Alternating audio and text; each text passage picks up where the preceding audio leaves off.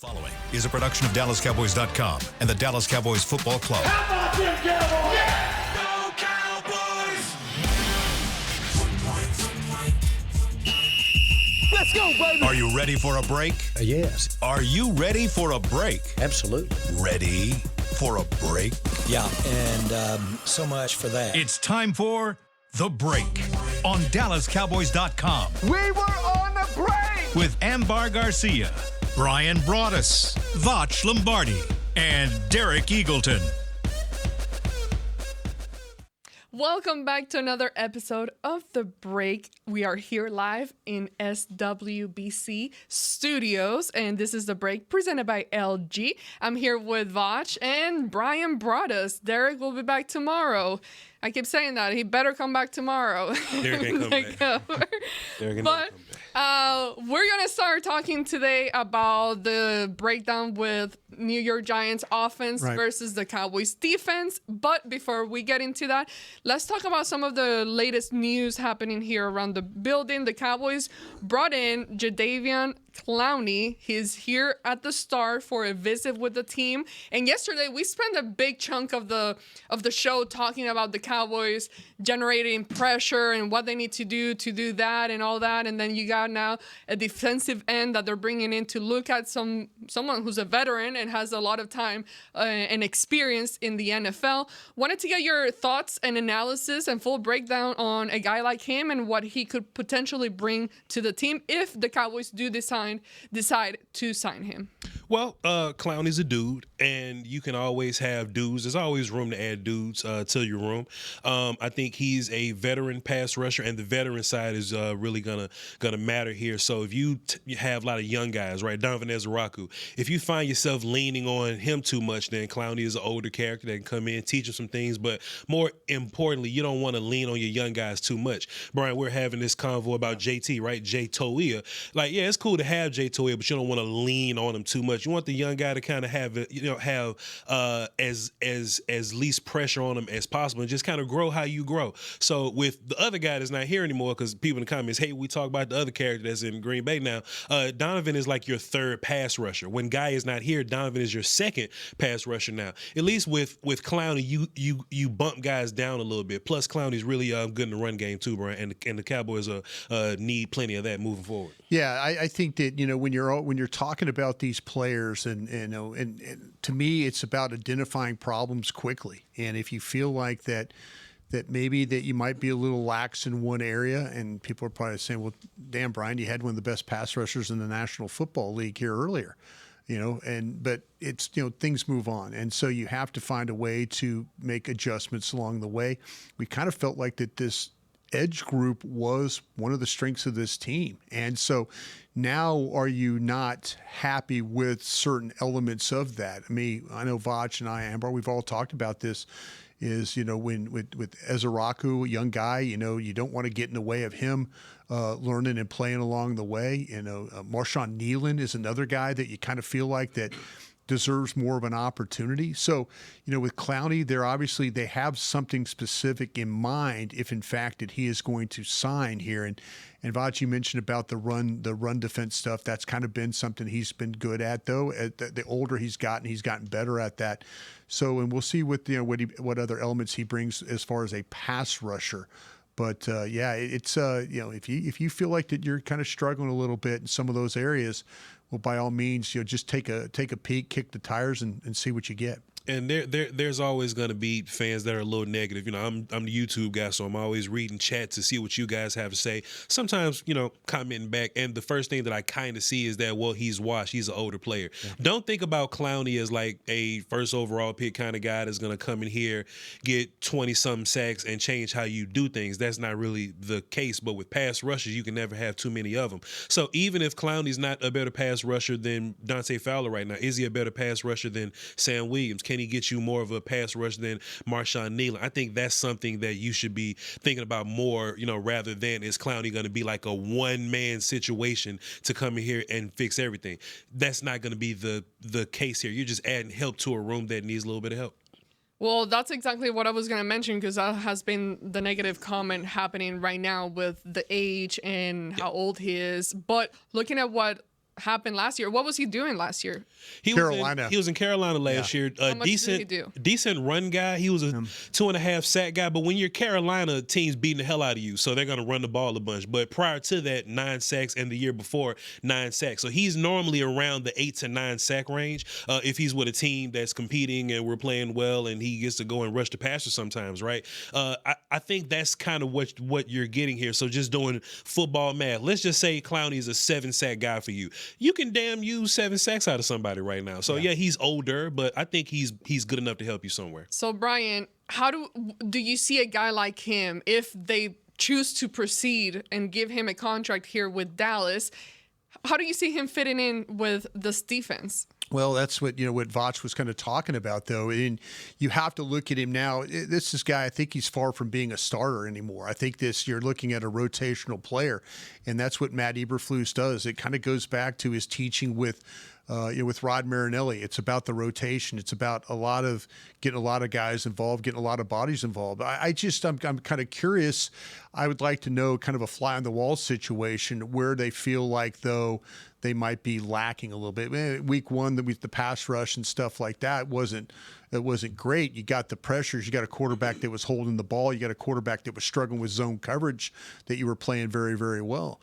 But he's a guy that is capable. He is capable of playing some run defense. I wonder if they're feeling like that maybe on the edges they're going to get people that are going to try and run the ball with him and against him. But that's what you got, guys. Like you look at with like I mentioned with Nealon, and his ability to be able to to him to play. Maybe you're a little bit worried about Fowler and that whole thing. But I just kind of, to me, this is one of those. The defensive tackle room and then the edge room was kind of I would think, well, I'll let it ride for another week, let it see. But obviously they feel like that he could come in and bring them something as a rotational piece to get through these games, if in fact they do sign him. Bryan, do you think this is your DC saying, I want to rush 4 guys? I want to get pressure with 4 guys. And, man, we just let this imaginary player that people hate talking about now, and it's easy to get pressure with 4 guys. He's a name.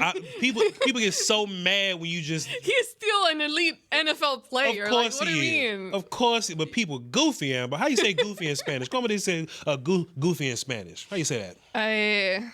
Goofy. Medio loco. Crazy as hell. Listen, you can get pressure rushing 4 if Micah Parsons is around. He ain't around. So now you're looking at your edge group. Can you get pressure with 4? Flus doesn't want to blitz a whole bunch. No. If Flus has to blitz, like versus the Eagles, we get to the second half, you blitz a little bit more, and it works for you. Cool. But just who Flus is, you want to rush 4. Throw a bunch of guys in coverage and hope that you dink and dunk, come up and tackle, right? That's his scheme. So, yeah, you need pass rush guys. And look, Bryan, honestly, this doesn't change how I feel about Marshawn Nealon. I still think Nealon should be the first guy out there. Yeah. Run defense, let him continue to, grow as a pass rush guy, and then Dante Fowler be the other guy, whatever you want to do. Sam as a bigger body. I don't think that changes too much. But in those packages where you do want to pass rush a little bit more and you only get 5, this may be more about James Houston or anything than the top of your edge room, Bryan. I would kind of feel like that James Houston showed you enough, though, that maybe that you'd want to get him on the field more. Sure. And, and I think if you want to go back and say, hey, the things that Fowler did some of the lack of some discipline, did that kind of rub you the wrong way? I wonder, and this is probably something not good to say, but I wonder if they really feel like that, that they threw too much at Ezeraku. And they're feeling like, okay, and they've got some veteran guys, but I wonder if it's like hey, let's get him some help as well, and we'll let him bring him along slowly. But me personally, I'm like, hey, I'm gonna throw the guy in the deep end pool and see if he can swim, because I think he's got that kind of ability. And I don't think this is a progress stopper. That was something that was always the buzzword around here. Why are you bringing this guy in? Is he a progress stopper? I would really, really like to know why they're doing this. And I would hope that it's not because they're not comfortable with what Ezeraku has shown them so far. I wanted to ask you guys, when you heard the news of him coming into the building and visiting with the Cowboys, were you guys surprised or shocked? Because yesterday, Voch, you posed the question, okay, how long do you guys wait? And we talked about the linebacker position, different position, but how long do you give the linebackers before you start looking for outside help? And then here's a different position. After week 1, they decide to bring in, or start looking outside help to bring in. Were you guys kind of surprised? Because this is something that we don't typically see the Cowboys do. They make those moves like way later, if any at all. Honestly, shouts out to Jerry and them, because we normally, and when I say we, I mean like fans, right? Normally pissed off because the Cowboys are too reactive. Like, this is something that Howie would do, Bryan. Like, hey, I have a need right now. I'm going to go find a solution right now. And I don't think this is stopping any of your other young guys. Hell, you can put Donovan and Clowney out there together. Let them rush together, and he'll still grow while Clowney is here. That's the nature of pass rush. This ain't like quarterback where you got to sit one guy and one guy plays. Play them all together and let them be one big happy pass rush family or whatnot, right, Bryan? But be ahead of it, as opposed to we're getting into week 2 and 3, pass rush still a problem. 4 or 5, Clowney just signed Arizona or something, but we still got, we still need pass rush. Right. Oh, boy, this other guy that could help us just signed somewhere else, and now we're in week 12. All right, let's go sign some character we never heard of that probably can't help us because we still need help in week 12. Yeah. Shouts out to the Jones. Please. I have no problem with that. Being a pro personnel guy in the past, staying ahead of it. Voch is absolutely right. If you go back, if you're one of those guys and gals that really believe in what Pro Football Focus, if you trust grades, Clowney's highest grade last year in the games he played at Carolina was against the Dallas Cowboys. And then he's got some other games where he's played very well. They played the Denver Broncos. It was one of his higher grades. And Kansas City was one of his higher grades. And it seemed like to me that some of the better opponents were some of his better games last year. If you look at the metrics and you look at his grades, again, if you trust all those things. But obviously the pro personnel guys said, let's get ahead of this, like Voch is talking about. Let's bring the guy in. Let's see what kind of shape he's in, and then go from there. Well, you guys stay tuned to DallasCowboys.com to see whatever news happen throughout the day if the Cowboys do decide to sign him and get him on the roster. And then we'll jump on another show and talk about this and how it actually looks and when he would be playing here with the team. Let's go to our first break. When we come back, we're going to dive in and start talking about this Giants offense versus the Cowboys defense after the break. Hey. AT&T has a new guarantee because most things in life are not guaranteed, like getting through self-checkout by yourself. Warning, each item must be placed in the bagging area. Not guaranteed. Place item in the bagging area. Place item in the bagging area. You know what AT&T guarantees? Connectivity you depend on, deals you want, and service you deserve. Or we make it right. Terms and conditions apply. Visit att.com/guarantee for details. AT&T. Connecting changes everything. Hey y'all, Matt Pittman here. As the official pitmaster of the Dallas Cowboys, you know I take cookware seriously, especially when it comes to America's team. So when the Cowboys are away, I'm putting my Yeti cast iron skillets to work to make my game day favorites for friends and family. I'm talking chicken fried steak, skillet queso, and peach cobbler. And just like the Cowboys are forever, so are these heirloom cast iron skillets. Check out the full line of skillets on Yeti.com or at a Yeti store near you. Every day begins with a promise to work hard and to build a future. That's why we're here, providing the tools, expertise, and John Deere equipment you have relied on for generations to help you get the job done right. We're with you. That's our promise to you, because no matter the project or the challenge you're facing, we're with you. We're united. If you shout, "How about them Cowboys?" you have that undeniable passion that's the heart of Cowboys Nation. And if you like to drink Dr. Pepper, you love the unique blend of its 23 flavors. Together, your one-of-a-kind fandom paired with the one-of-a-kind taste of a delicious ice-cold Dr. Pepper is the game day lineup that can't be beat. Better yet, gather your Cowboys and Dr. Pepper fan friends to watch the next game and crack open a delicious ice-cold Dr. Pepper for everyone. The wins will be even tastier. It's a pepper thing. Don't put off getting your oil changed, Dallas. Take 5 Oil Change, a proud partner of the Cowboys, is faster than you think. They're so fast, you don't even have to get out of your car. You can take advantage of Take 5's Stay in Your Car 10-minute oil change at any of their locations across the Dallas area. And remember, at Take 5, you stay in your car because they're faster than you think. That means you won't even have time to show off your best touchdown celebration. Take 5, the official oil change of the Dallas Cowboys. Back to the break.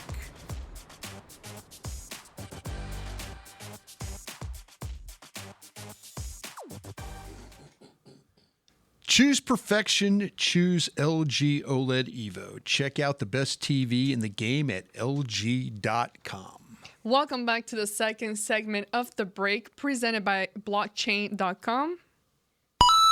There we go. Glad to have you back, Chris. Paul missed the ding yesterday, but he still did a good job producing the show. All right, let's jump into this whole thing. I'm going to let Bryan just do his thing with doing his breakdown, and then we'll get the conversation started with this Giants offense. Just got a text that we're kicking the tires on this Clowney thing.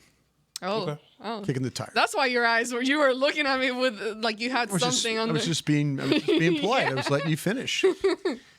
So Because I could have just jumped in and like, Amber, what are we doing over there? Hold up. So like kicking the tires, like you probably not buying it. You just kicking the tires, or You're just seeing where you're at. seeing where you at. Okay. Seeing where you're at. So Cool. we'll see. But yeah, just got that. I got that notice. So That's a funny term because, okay, I kicked the tire, but let's say it didn't roll. It like the tire just right there. It's still there. Well, see, Ambar is rich, Bryan, so she don't understand buying a cheap car. cars. Yeah, she don't understand kick the tires. Yeah, cash cars. You know what a cash car is? Oh, you mean when you're checking it, like you Yeah, kick it to you're see? kicking the tires. Oh, okay. See, Ambar got money, Bryan. No. She don't understand them problems. Ambar rich. Hey, I've kicked my tire. I'm Mucho. thinking my visual is like a cartoonish type of visual where you're actually seeing the tire roll. Dinero. Kicking the mucho, can. Mucho. Yeah, kicking a can. There we go. Muy dinero. Muy dinero. I'm sorry, I'm not a YouTuber like you. I'm sure you're full of cash right now. That is true. Hey. No, I'm playing. Oh, no, I don't have no money. I ain't got By the way, Gold chain. before I get started today, I'll let you. We'll talk about this tomorrow. There's something I got to talk to you guys about afterwards. Okay. Today. It's exciting. It's exciting. It's exciting. But yeah, Hell yeah. Why I brought it up, I don't know. New York Giants. Because the Giants ain't The exciting, Giants. Bryan, bro. Because the Giants are not exciting. Giants. That's why. Go The ahead. Giants. Yeah. Okay. But yeah, you guys are up for an award this probably today. So okay, So Voch, help me on this one too, Yes, sir. because you looked at this football team as well. It's the New York Football Giants, as our beloved Jason Garrett liked to say about them. When you look at the Giants, I think, Voch, the first place you're going to start at is they've got Russell Wilson starting at quarterback. Yes, sir. And I don't necessarily think that's the best thing for the New York Football Giants right now. Right. I don't feel like that. I don't think there's anything that Russell Wilson can now do in order to beat you in a football game. And there's still the ability to slide, to move, and all that. But as a passer, Sure. I don't feel like that is going to. At one time in his life, it was a deep passing game. It was with Seattle. It was, throwing the ball out of the middle of the pocket, making big long chunk plays. I don't think he has the capability of making chunk plays anymore. If he's going to make a chunk play, it's going to be with his legs. Yeah, Bryan, the Giants are doing themselves a disservice. And look, it ain't up to us to, fix them. Hey, if y'all want to roll the worst guy out there, then cool, do your thing. Just watching Jackson Dart, I think Dart would give them a better opportunity to win, Bryan. Throwing the ball down the field. Throwing the ball for sure. He throws it everywhere. He throws it over the middle, outside the numbers, deep, crosses, whatever. Russell is either going to be deep ball, check down some short, some sort of play action check down short, or he's going to bail out and run because pressure has gotten to him. And that running is mostly up the middle. Right. Bryan. So with this offensive line that ain't good, I'm going to let you go over that. Yeah. Russ isn't really going to beat you upside the head. Neighbors is dangerous. Yep. But if it ain't Neighbors like bailing them out playing hero ball, then yeah, Russ isn't really going to try you, all over the field. He's either going to try you in this spot or in this spot. Yeah, I think the thing with, and you mentioned this offensive line, and I'll scoot to that, and then we'll come back with Neighbors and Robinson and kind of get an idea about that. The thing I noticed about this offensive line last week, we always talk about where is the weak link on this offensive line? Where is the guy that you can attack? Where's the defender you can attack? That's something big for us, going in these games. And I think it's, like I say, a former pro personnel guy. I always try to ask the coaches, like, hey, where do you think? Where are you thinking about this week? And then I'm like, well, let me give you this. Yeah. And with this Giants offensive line, really across the board, you can attack this offensive line and no Andrew Thomas. And I was talking with some folks, he's their best tackle. He's the left tackle. Mm-hmm. He was a first-round pick in 2020. And they really, really rely on him, but he has been dealing with injury, and there needs to be a ramp-up period. There's a possibility that you're not going to see him. You didn't see him in week 1. There's a possibility that you're not going to see him in week 2. So that means that James Hudson now becomes the left tackle for the Giants, and he is a big, long, tall guy, kind of gangly in the way he plays, kind of all over the place with his technique. But him. You can look at attacking him. You can look at, I think John Runyon inside is a little bit better, a little bit stouter guy, but he gives up some pressures because he doesn't always move his feet. Greg Van Roten, the right guard, is a guy that's had his share of problems, and then you also Jermaine Eleanor has had his problems, but I think Voch, the guy that has the biggest problems, is their center, John Michael Schmitz. John Michael Schmitz is the reason people on the internet saying, hey, we should give Mozzie another shot because look at how well he did against John Michael Schmitz. Yeah, Mozzie will beat the hell out of John Michael Schmitz every single time. And to me, if that's the case, then just put somebody better over John Michael Smith and we'll just party in that way. Brian, last week, the one guy that we were looking for was Steen, the right guard. Right. And that ended up benefiting us, Brian. Right. Tyler Steen was the guy that we were looking for. We're also thinking about Dickerson, like if his back kind of flared up a little bit. Dickerson started off well, but the more the game wore on, he did kind of tail off. So we weren't right last week, Brian, so we are 2 for 2. This week, I think you can go find the whole offensive line, Brian Broaddus. Runyon is the best of them. But Hudson, Eleanor, and Greg Van Rutten, you can go find those guys, Brian, and you can win in multiple ways. Eleanor lets Dorrance Armstrong run right down the middle of them. Right. So if you're a guy like Marshawn Nealon, you win with power. Put Nealon right over Eleanor. Let him bull rush, do whatever. Hudson kind of loses. Yeah. He gets his job done in a weird-looking way, but sure. You can still get around him. You can win on the inside. You can run through him as well. Just pick a guy, put him all over the place. We had this conversation, Broaddus. When are we going to start using Donovan Ezaraku? This week would be a fantastic week to do it if Jadeveon Clowney signs here. Now you can free up Donovan to move around a little bit. Do you use him like you would use Micah? Line him up over a center guard, slow-footed center or guard, and let him run some loops, run some gap exchanges, slants and things with that. I think you can do that. But John Michael Schmitz is the main target. You had a fantastic idea, Brian. Just take Clark, line him up right over him, and shade him over his snap hand, his right hand. Yeah, I think he's a right-handed center. I think that's where I would start, Ambar. I would definitely put him into a situation where, make John Michael Schmitz. He really doesn't play all that well against power, and he'll struggle with some quickness. He's a very athletic center. The problem is, though, you can compress him. You can compress Eleanor, the right tackle. You can take him back. I think he's got good pass sets, but there's going to be some opportunities for this Dallas Cowboys defensive line to be able to attack Russell Wilson, attack the pocket, make sure you make him play out of a well. Rod Marinelli was talking with me about this a long time ago, about when you played Russell Wilson when he was with Seattle. You make him play backwards. You make him have to, shorter guy, make him play backwards. Don't let him attack the line of scrimmage. He used to be one of the best off-platform throwers that I've seen, but now it's a little bit the footwork, the arm. He's slinging the ball sidearm. He's trying to sling it around people. He's falling to the ground. It's just not as pretty as it once was with Russ. Well, I like what you guys are saying. Great opportunity for this Cowboys defensive line. Sure. With Russell, a guy that he's getting up there in age. He's been around the league for a really long time. But when you talk about him having to push back, does he have any kind of mobility where you see him at this stage for him to be able to escape and move around? Well, he has mobility, and like Voch was talking about, the way he generally escapes is forward through the pocket. He's really good at, if you're collapsing around him, he has this ability to get really small and then push forward. And then as he's pushing forward, then he gets into the second level and then into the secondary. So what happens is you squeeze him, you get bodies to him and then on him and then be able to grab him. Because if you miss with your grab, and we had that happen a couple of times with the other day with the blitzing that they had with Bland and Diggs and guys like that, you get in the pocket and all of a sudden you guys like Hurts escape because you don't wrap up. If you don't wrap up on this guy, he will slide forward in the pocket and he will take off running. And that's something now we'll throw this out there too. Is this a game? And Voch, I'll ask you this question. Yes, sir. If you didn't spy Jalen Hurts, are you going to spy this guy?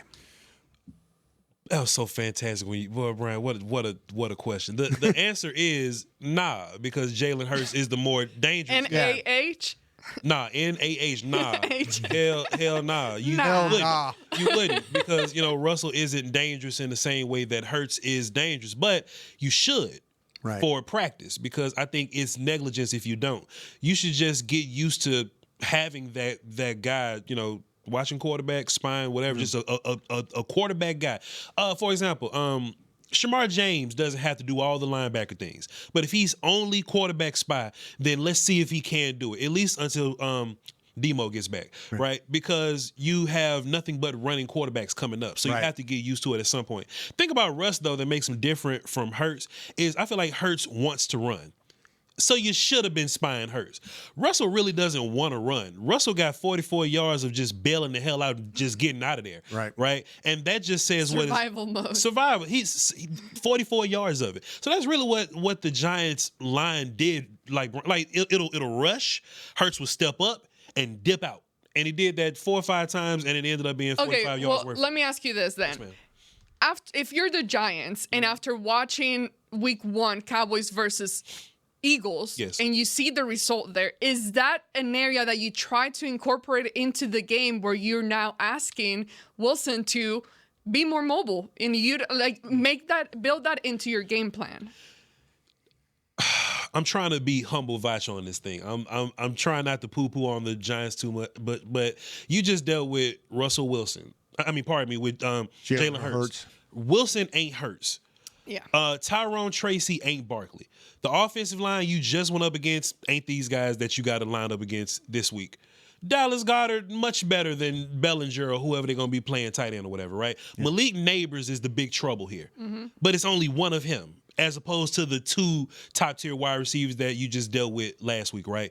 As long as the Cowboys don't play with their food, as long as they're focused on the task at hand, as long as they don't beat themselves, a bunch of pre-snap penalties, as long as they're not too high on their own game, Ambar, I can't even consider a world where we're going, oh, well, it's better if Russell Wilson runs the ball here, and we should make hold on. I've seen previous years where non-popular quarterbacks, like quarterbacks that are whatever, still were able to run a Carolina did it the to Cowboys. You. But that could be Dallas playing with their food a little bit. You walk into this Giants game with the same attitude that you walked into this Eagles game, and I don't see us having this conversation of, well, you would rather Russell Wilson beat you with his arm. You can beat Russell Wilson always. Just deal with it. You played Pittsburgh last year, right? Russell Wilson didn't really beat you upside the head passing the ball last year neither. So just take that same game plan and put it here, and the Cowboys should be fine. Well, let's go ahead and take our final break. When we come back, let's dive into the receivers and talk more about the running backs and see if there's anything happening there for the Giants. Every day begins with a promise to work hard and to build a future. That's why we're here, providing the tools, expertise, and John Deere equipment you have relied on for generations to help you get the job done right. We're with you. That's our promise to you, because no matter the project or the challenge you're facing, we're with you. We're united. I'm home. Hey, Mom, before you ask, I've done my homework and the dishwasher's unloaded. Nice. Hey, can you... Hey, hon, yes, I've got the finale ready to play. Here's your wine. Wow. Isn't it nice not having to ask? We think so. That's why if there's a network interruption, AT&T will proactively credit you for a full day of service, guaranteed. Credit for fiber downtime lasting 20 minutes or more, or for wireless downtime lasting 60 minutes or more caused by a single incident impacting 10 or more towers. Restrictions and exclusions apply. See att.com/guarantee for details. It's the official men's skincare brand of the Dallas Cowboys, Jack Black. And right now, Cowboys fans can get 15% off their $75 order. Plus, because every deal needs a playmaker, your order will include a free 5-piece skincare set and free shipping. The Jack Black Playmaker is 4 of Jack's favorites and a full-sized intense therapy lip balm. Make a play for the Playmaker at getjackblack.com/Cowboys with the code CowboysVIP. That's getjackblack.com/Cowboys with the code CowboysVIP. How's it going? You see that Cowboys game? Oh, I watched. Been seeing some good things. Totally. They have some talent. Yup, some great talent. And they got some fight. Hoping this is the year. Me too. Oh, I'm Cody, by the way. I'm Travis. Nice to meet you, Travis. Go Cowboys. Go Cowboys! Make a new friend based solely on their shirt choice. What would you like the power to do? Bank of America, the official bank of the Dallas Cowboys. Copyright 2025, Bank of America Corporation. From the field to the festivities, Lucchese embodies the essence of luxury and tradition. Handcrafted with meticulous precision, each pair offers unmatched comfort and style. Stand tall while you're tailgating or cheering in the stands with the Dallas Cowboys collection by Lucchese. Shop the collection today at the Lucchese store at the Star in Frisco or online at lucchese.com. Lucchese, the official boot of the Dallas Cowboys and Dallas Cowboys cheerleaders. Back to the break. AT&T, connecting changes everything. Welcome back to the third segment of the break. And we are now going to talk about the running backs. What do they have going on there? And is this an area where maybe... I'm not gonna say the word poo-poo. No, we're not gonna poo-poo on anybody. No, we don't do poo-poo. They have a hard time making these backs look good. Tyrone Tracy is a good player. Back is a good player, but he rushed 10 for 24 yards last week because the offensive line just didn't. Yeah. This going to live and die by the offensive line. Yeah, Bryan Broaddus. I agree. I agree. And whether they pass the ball, run the ball, is going to come down to those guys. So on a regular day with a good offensive line, I mean, we've seen Tyrone Tracy he had like 900 yards like last year or something like that. Tracy can run, but last week 10 for 24 running up the middle. Yeah. Deron Payne was right there tearing it up. Luvu was coming down. The Giants' offensive line just couldn't maintain blocks. Yeah. They couldn't move the line of scrimmage. It was bad. So Tracy didn't really do very much. Yeah, and Voch is absolutely right about this. It is a situation when you watch the Giants, and even with the combo block stuff that they do when they try and get together and then they just don't get any push, and they don't and these backs. You know, Cam Scatteraboo, the rookie from Arizona State, they'll put him out as a wide receiver and throw him the football, and he could be tough to bring down in the open field. But when you're talking about Bryan, like why don't they? Because he was more of he did some physical running in college. I mean, there was a couple times there where I know one time specifically that they handed him the ball and they just didn't get, like, Frankie Luvu runs through just a run through linebacker and he's met 2 yards in the backfield and it's a negative play. And then they kind of go away from that. I have a feeling that they're going to try and play him more this week. Sure. I think that they're going to come into this game and try and maybe, see if they could play with a little physicality with him, try and throw him the football. And so I wouldn't be surprised. But their offensive line, it goes back to that. They do not have the ability to get enough push. It's very much of contact at the line of scrimmage, contact behind the line of scrimmage.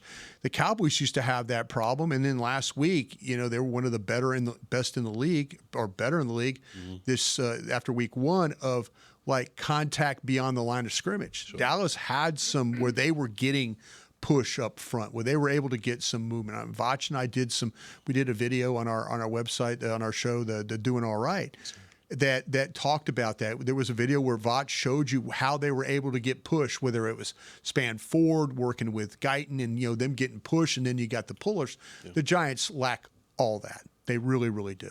And their leading rusher, Bryan, was Russell Wilson. Yeah. his 44 yards of bailing out was their best rushing situation. So if you just you never know. you know what, you are correct. You never know. So I always leave room for Cowboys. Don't play with your food. Don't make mistakes. Don't let the Giants enter this game. But don't let them stay in the game. Don't let them into this thing. Commanders let them kind of stay in the game. Yeah, all the way to the end. But I think that says more about the Washington Football Wizards than the actual Giants. The Cowboys they played a much tougher opponent, much better.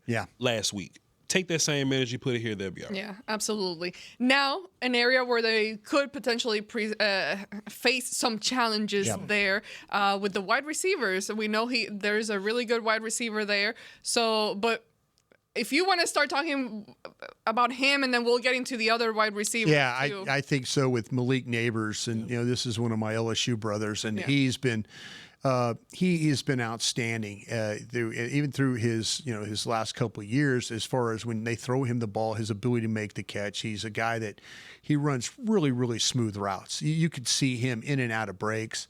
They have trouble getting him the football. But remember the one time when his rookie season, though, they loaded him up. They 12 targets. Yeah, they went after Dallas in that one, and so now it's going to be up to.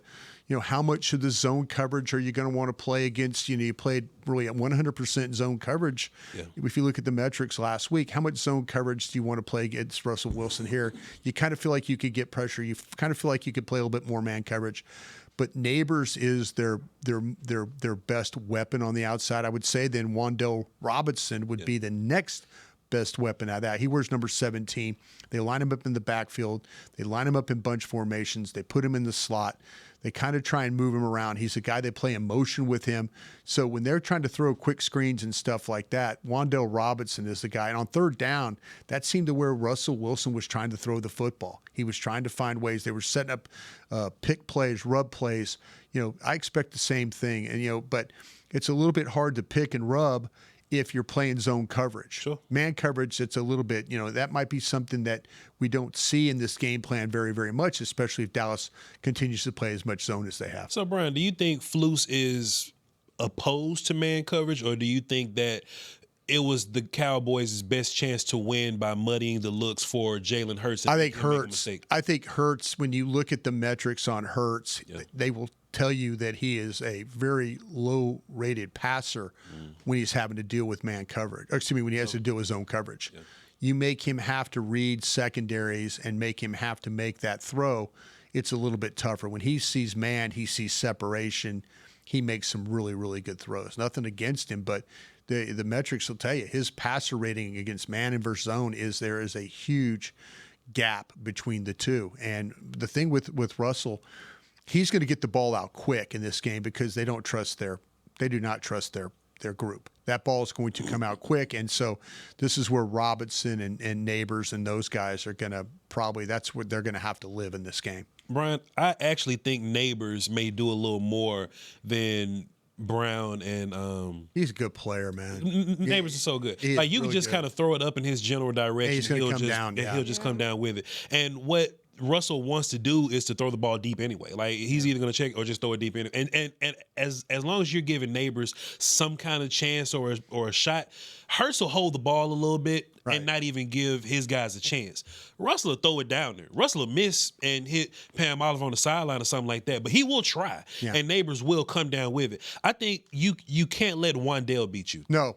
Absolutely. So Wan'Dale is like their Turpin guy. He's going to run a lot of motion. He's going to be in the backfield. Sometimes he'll motion from the back to wide slot, wherever. And what they're looking for probably, Bryan, is matchups. So they're going to see, all right, is Kenny Murray going to run out there with Wan'Dale Robinson? And boy, that'll be a nightmare if that's the case. So that might be another reason why Flus, just run some zone, and if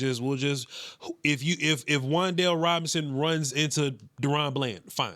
But you don't want Sanborn out there on the island with Wan'Dale Robinson. That's bad business. You don't want that. So I don't think the Cowboys are going to travel very much. I don't see this being a game where the Cowboys do a whole bunch of man stuff, simply because the Giants have a lot of secondary type wide receiver guys that can beat up on, certain matchups. You don't want Donovan Wilson in man too much or, something like that. You say Hooker's good to go? Yeah, see, this is where, and I was going to bring up this point, though. Hooker's toe, it seems to be everything will be okay. I was told really not to worry about that, but we'll see how the week goes along with him. Yeah. But the thing that you have to be a little bit concerned about with the Cowboys this week is you did give up a 51-yard pass on a play that Elam, where the safety got held in the middle of the field, where Hooker got held, and the Giants are probably looking at that and thinking, okay, we can get Slayton. We could get Slayton. We could get Hyatt out there. You maybe get Neighbors. You get something vertical in this game where all of a sudden the safety play, and if they're going to throw the ball down the field or try to throw the ball down the field, this is going to be about Hooker playing on the back end, and hopefully that ball will hang so he can go make a play. Yeah. Well, one of the brighter aspects for the Cowboys last week, at least when they improved after that weather delay, was the secondary and some of the things that they show there. So hopefully this is a good matchup where they're able to capitalize on that as well. Yeah, you get more Diggs. I mean, it seems like Diggs is now medically cleared to play more of this football game. So Diggs needs to be the starter with Bland, and then Elam can come in, and then they can move Bland inside. But they need to go with Bland and Diggs, and I think that'll be a good combination for them. Bryan, would you say that Wan'Dale Robinson is a better player than Dotson last week? I'd say so. I would think that they do more with Robinson. His ability to move in the backfield, his ability to catch the screens, his ability to get down the field. Third down, they throw the ball to him. They get bunch formation and throw the ball to him wide. I don't see a lot of third down throws going to Dotson. That home run ball was probably a one-off play for them. Sure. But I think it got Dallas's attention, or at least the Giants' attention. Like, okay, if we could hold the safety in the middle of the field with a route, and then run something on one-on-one. I mean, I think it's a bit more difficult at going against Diggs and Bland. Yeah. Elam, probably something that they felt like that they could match up if they could and win that one the right way. Sure. Well, you guys just talked about Neighbors and his ability to catch contested balls and the skills that he has, right? But also tying in the quarterback pressure, what you guys mentioned, this being a game where the defensive line can generate those pressure. Is this a game where you guys potentially foresee the ability to get more interceptions, get more turnovers, generate those turnovers for this defense? Yeah, because Russell's gonna push the ball downfield when he's not checking it down. But you have to earn D-ball, right, Bryan? So what they're going to do is a bunch of play action stuff. And it's weird how much play action and stuff that they ran when the run game didn't work at all. The Giants got a lot to figure out over there. But what you have to do is come up and tackle those guys first. And then when Russell throws the ball downfield, that's going to give you an opportunity to catch some picks. I don't really see Russell giving you too much. Honestly, Bryan, this may sound a little crazy. I thought Jameis will probably be a better option than Russ, because at least Jameis will let it rip a little bit more over the middle of the field, kind of places where you're like missing at or whatever. Right. But Russell Wilson, short stuff, come up and tackle, you'll be fine. Even if we don't get picks this game, even if you don't get picks and Russell decides to be safe with the game or with the ball, or he decides to run and not take sacks or whatever, or just throw the ball away, I can live with another game of not getting picks as long as, Russell's not tearing it up downfield. Yeah, the thing about it, too, is Russ on one of the runs he had to the outside, they were down on the goal line, and he tried to run it in and got whacked and fumbled the ball. So, attack him in the pocket, knock that ball out of his hand, but also if he's going to scramble, put a good hit on him and maybe get that ball to get loose. Was that the only time, or were there other times in that first game of them kind of I just kind of thought that he wasn't very accurate throwing the ball, and so there were a lot of overthrows. So if he overthrows in the middle of the field, that's where you're going to make your plays. Yeah. If the safety play, but they just don't throw. They just didn't throw a lot of passes to the middle of the field. Everything seemed to me was outside the numbers, either check down or outside the numbers. Then he missed to the sideline and hit Pam Oliver. It sounded like I'm joking, but the ball will really fly past the sideline for real. Russell got issues over there. That's what it is. Poor Russell. I used to love him so much at the beginning of his career. Russell's my age now, so it is what it is. Well, with that, we end today's show. I don't know if there was anything additional that you guys wanted to mention before. Bryan, you said we're nominated for an award, you said? Yeah, I'm not. I'm on my show today on the G-Bag Nation. Listen today at 5:30. Central Time, and you will hear Amber and Voch are You'll nominated. just hear my laugh. They're nominated. Our show, The Break, got nominated for an award at 5:30 today. If you want to listen to 105.3 The Fan. I believe in us. I believe in you. I believe in you. I think there's a good possibility this thing's going 5 times. I think so. I think so. All right. Well, with that, we end today's show for Voch Lombardi, Bryan Broaddus, and Ambar Garcia. This has been The Break on DallasCowboys.com/radio. This has been a production of DallasCowboys.com and the Dallas Cowboys Football Club. How about this, Cowboys? Yeah!